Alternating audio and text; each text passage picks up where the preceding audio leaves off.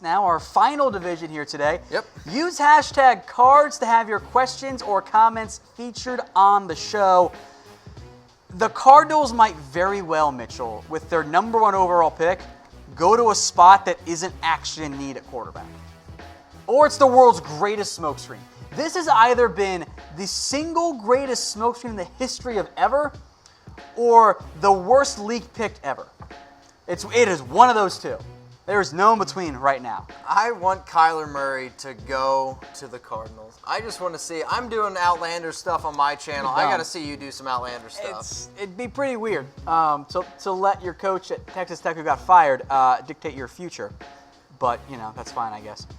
In terms of Arizona overall. Bitter Tom. I am a little bitter. It's not bitterness. It's just stupid NFL stuff. Like, that's what it is. Okay.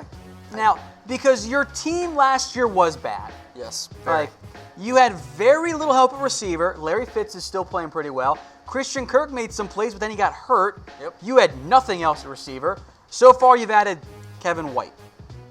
That's how you've upgraded at wide receiver so far. The offensive line was also really banged up, really terrible. So bad. Oh, we got a question from Patriot God. Harris, what's up? Rosen to the Pats. I did a video just a few days ago about the top teams that could trade for Josh Rosen. The Patriots were #3. If you want to see the rest of those, subscribe youtube.com/chatsportstv. Turn on those notifications so you know when we upload videos. For Rosen's career, Patriots are the best fit. Thunder404 says to the Giants for a 2019 second and a 2020 fifth. If the Cardinals are actually trying to trade Josh Rosen, I think they're holding out for a first rounder. But the Giants is pretty close. Yeah, and I get it. I could see it. I just think it's frustrating to see them trade up to get Rosen and then trade him for a second and a fifth. That'd be heartbreaking. King Keith, do you think Josh Rosen is gone by Friday? I'm supposed to say no, right? Now, I'll make note, the Cardinals do begin their offseason workouts this coming week. The 8th, I believe, is the exact date. Okay. So, I think we'll get some type of clarity around then. Like, if Josh Rosen doesn't show up, he gone. He's not coming back. That's what that would indicate to me. If he's there, well, maybe the hope lives that Murray's not going to be the #1 overall pick.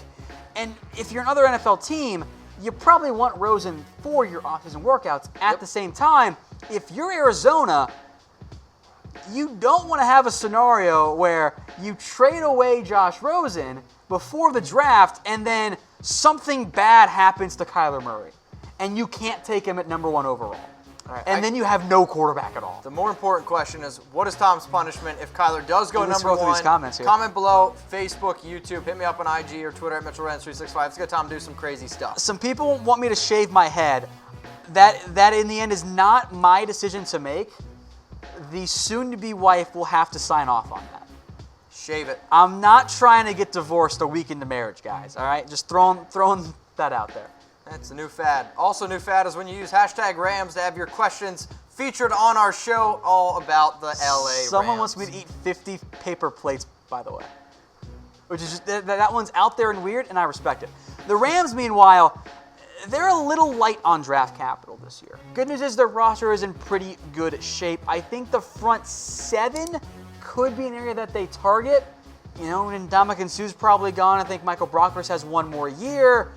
Maybe you go crazy and you find an offensive lineman to help groom as well. But I think for the Rams, kind of like the Eagles too, they're not necessarily in desperate need of a day one instant impact starter. Okay. More of a, let's find some guys to groom as other players retire and we lose them because of cap space. I mean, Ndamukong Suh, though, I don't think he's going to come back, and I'm looking at defensive tackle. Makes a lot of sense there. Do you think that the Rams could be a team that potentially trades up? Because I may be talking about them on a video tomorrow.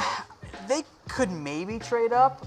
I think that maybe they're more of a trade out of the first round type team. Okay. But I think the Rams could be a little bit aggressive inside or both. King Keith says inside linebacker or outside linebacker. I actually didn't list edge this time around for the Rams. It was last year. But remember, they re-signed Dante Fowler and they signed Clay Matthews. They still have some other guys. Matt Longacre, who was a free agent, might not be back. Samson Ebukam, John Franklin Myers technically. So maybe a mid-round pick. But I think inside linebacker absolutely is. Now, Wade Phillips' scheme doesn't value it all that much, but Mac Wilson's there at 31.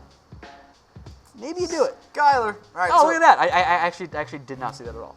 Mack Wilson at 31 or trade up for Devin Bush. I'm going to say Mack Wilson at 31 is a more likely pick. Mack Wilson. To go get Devin Bush, I think you got to get in the top 10. That's a lot to go up for an off-ball linebacker. Oh, this guy loves Bush. All right, Tom, what are we going with? All right, use hashtag 49ers to have your questions or comments featured in the show as we're almost done here today, folks. The Niners at number 2 overall. Who they taking? I think they take Bosa. That's the right pick. You go Bosa. Now, I'll throw out a dark horse here for you. Oh, boy. DK Metcalf. At 2? Do it. Think of him.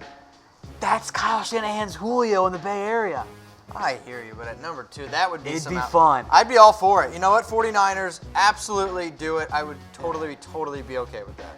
I think that's a fun idea there for the 49ers. Now, it was a bit of a down year for San Francisco. Okay.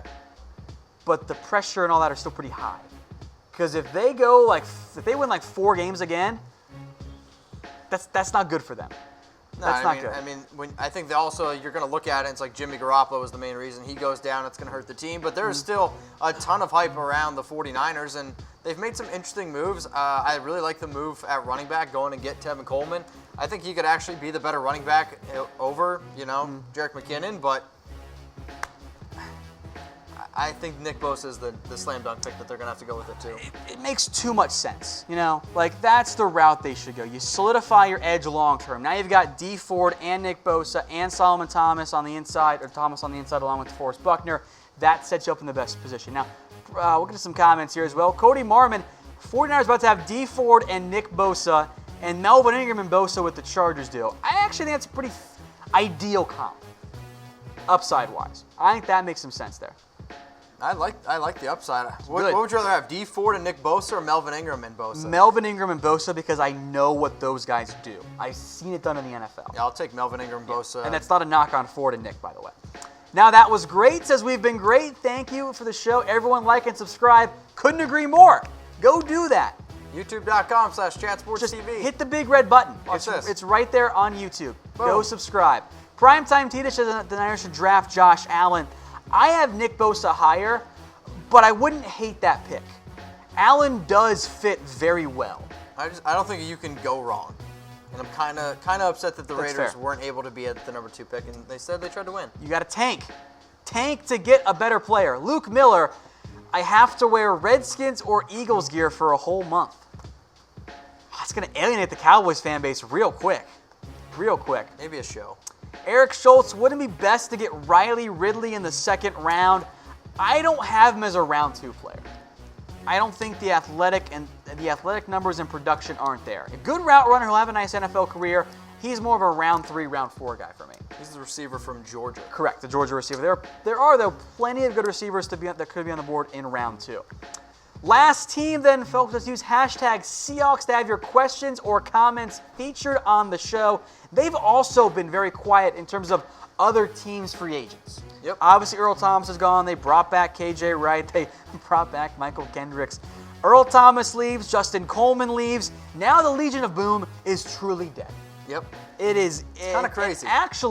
It's actually a concern for me right now. All right. Now, not that long ago, they did draft some extra safeties. They drafted Tedrick Thompson.